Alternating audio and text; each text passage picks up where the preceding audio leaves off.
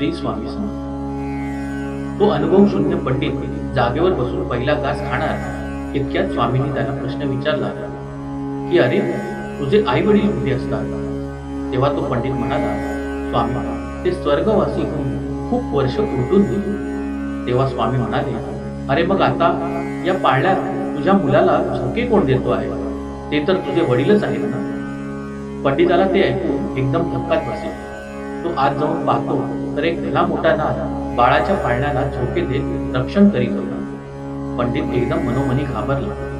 तेव्हा स्वामी म्हणाले, अरे, तुझ्या वडिलांच्या प्रापंचिक वासना संपलेल्या नाही, म्हणून ते सर्पयोनीत गेले आणि ह्या क्षणी आपल्या नातवाचे रक्षण करीत बसले आहे. एक लक्षात ठेव, वासना संपल्याशिवाय सद्गती प्राप्त होत नाही.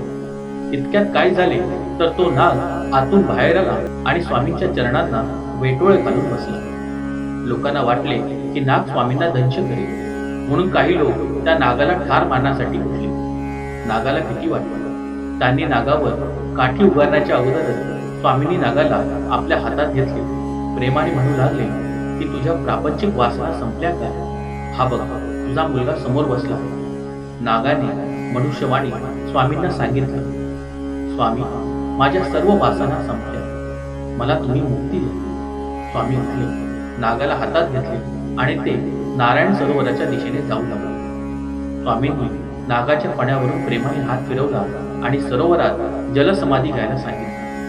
नाग त्वरेने नारायण सरोवरात शिरला आणि अदृश्य झाला. पंडिताच्या डोळ्यात पाणी उभे राहिले. त्याने स्वामींना साष्टांग नमस्कार घातला आणि त्यांचे शिष्यत्व पत्करले. श्री स्वामी.